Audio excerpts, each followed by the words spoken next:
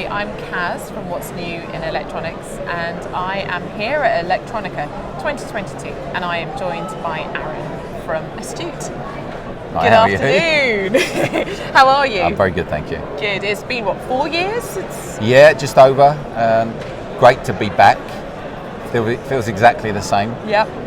Not much has changed really. Everyone just seems a little bit bigger, I think, this year. Absolutely. Yeah. So conversations I've had previously with some of your team, just talking about what's been happening globally over the past few years. Obviously, we've had the C word and COVID Yes. in between. But tell me, from your perspective at the moment today, what's your plan, what's your objective over the next few days with your visitors coming to the show? Sure, I mean, for us, a big difference over the past 4 years has been our diversification probably of industry, which has led us into many different geographies.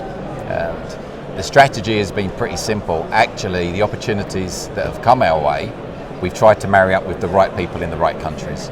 So we made a mistake many years ago of identifying a specific country or really relations with a specific customer that led us to a country, which in hindsight was probably the wrong way around. So our focus now, we're well versed in high reliability industries, so the defence, the aerospace, medical. It's now getting those individuals that are comfortable in that area, because not everyone is, and then people that also want to follow our philosophy. We're not the type of company that's going to tell people what to do. So our salespeople come in, they're expected to make their own path, to define their own way, and that takes a bit of adjustment for some of them. But we are seeing the success and the results. That's interesting. So from the conversations I've had previously and just talking as a company, that business of all that you're investing in from a global perspective as well, is there anything you can share about that in terms of where you're partnering and what you're working on? Asia has been underdeveloped for Astute for many years. We opened in Shanghai 18 years ago, but have really stayed focused on our UK and US businesses because of the high rail markets. But as the company grows and really customer led, we've moved into different areas of Asia. And what we realised pretty quickly, as within all regions, if you're going to serve it correctly, not only do you need the people, you need the logistical capability. So we opened in Hong Kong, beginning of last year. We're now looking at the Philippines to develop that even further. Looking in Europe, Brexit has meant that the UK isn't really that useful for many of our mainland European customers. So we made the decision. We've moved in just outside of Munich. We have a facility there, but we're also going to invest in a test lab. So we want to give those European customers, mainland Europe, the same service that they get from the UK facility. Exactly the same is mirrored in North America. So in 3 regions now we have the test capability, everyone operates in the same way, servicing the same type of industries, which is predominantly the high mix, low volume, which to be honest, struggle with support from global franchises. Now that doesn't necessarily marry up well, fits perfectly for a company like ours. So in terms of your what next? If I was going to pose that as a question, where would you see yourself? And obviously, we've this year feels like we've all, the trade shows are back. We're all here. We're all kind of wanting to be face to face again. In terms of Astute going forward, and as you say, you're investing heavily in all these different parts of the world. What's your next? The next, it seems pretty obvious, it's not that clever, is that my message to these teams that we have now around the world is you've got to get off your backside. Right? Love it. Look, I mean, genuinely, I think people have got quite comfortable doing the Teams calls and staying remote. We've seen massive advantages and progression in our relationships when we've got in front of the customers. Absolutely. And there is nothing that matches up to the face-to-face, whatever technology you have.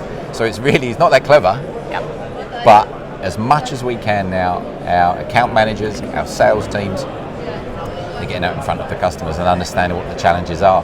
We know at the moment it's supply, that's obvious. But we have to also stay relevant, because supply will ease these issues right now, and we at Astute want to ensure that we're adding far more value than just solving the shortages. So the clever bit would be the progression of our technical capability, adding more lines to the franchise, and the value-add solutions like the long-term storage.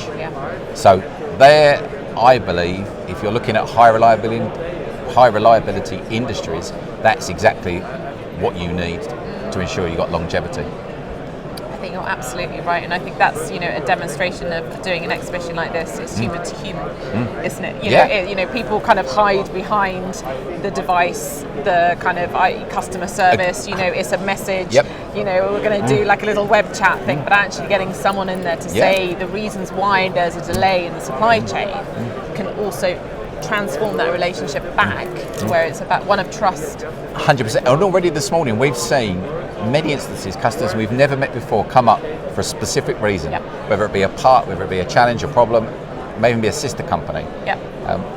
We've had numerous. Now, you'd think all of that information is available on the internet, right? You can go on our website. Still, that human interaction, that portion's missing. So again, not that clever, but it's proven successful. So we'll continue to do that. We are going to continue to recruit. Brilliant. So again, if you look at it, shortages we expect will start to, or they are, but they're starting to slow. Lead times stagnated, and the consensus is that they'll start to reduce. So many companies would sit there, sit tight, and okay, which direction we're going to go in. We understand the value of good people. Hard to find, but we're really fortunate. We have got fantastic people, and that I think for us is the future. And that's really evident, isn't it, from your culture, which kind of comes through on social media and things like that. So, in terms of finding out a little bit more about Astute, what's the best way? Obviously, apart from Winnie, the website gives X amount of information, right? As most websites and competitors that we deal with does. The truth is the best of Astute is when you engage, either by the phone, face to face. That's always the preferred, and there isn't any one of us that doesn't mind going anywhere. We're all quite good. So absolutely, if anyone does want to get in contact with Astute, you can do it via the website, and someone from the right region will be sure to be in contact and arrange a meeting. Aran, thank you so much for your time today. Thank you very much. Great to see you.